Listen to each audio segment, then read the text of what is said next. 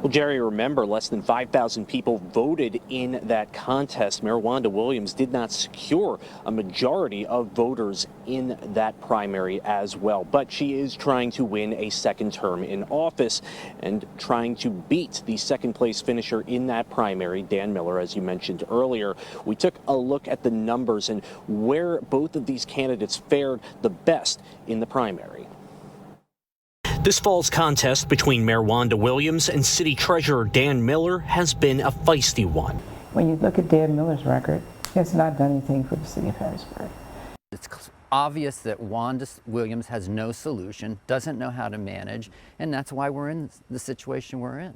Williams won the primary by 80 votes over Miller, with roughly 35% of the vote in a contest that saw fewer than 5,000 ballots cast. How the nearly 1,100 voters for third-place finisher Lamont Jones vote in this race could have an impact, though Williams does have some inherent advantages.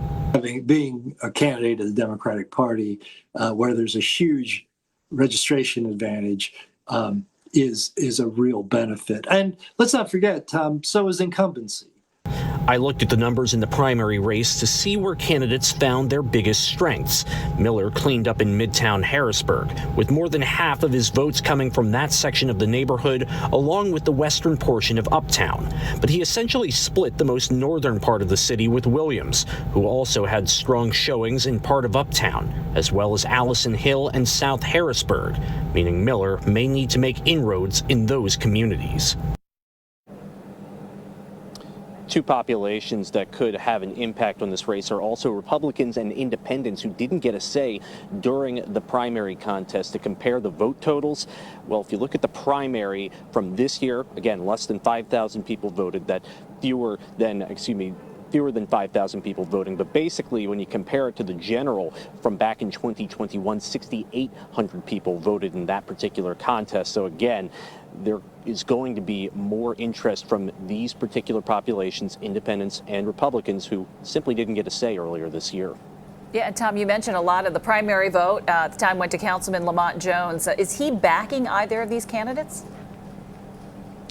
Lori, I actually spoke with Jones earlier this morning. He said that he is not backing either Dan Miller or Wanda Williams in this particular contest for Harrisburg mayor. Again, a lot of the votes that went toward him aren't necessarily going to go toward a particular candidate, depending on how voters decide when he's not on the ballot.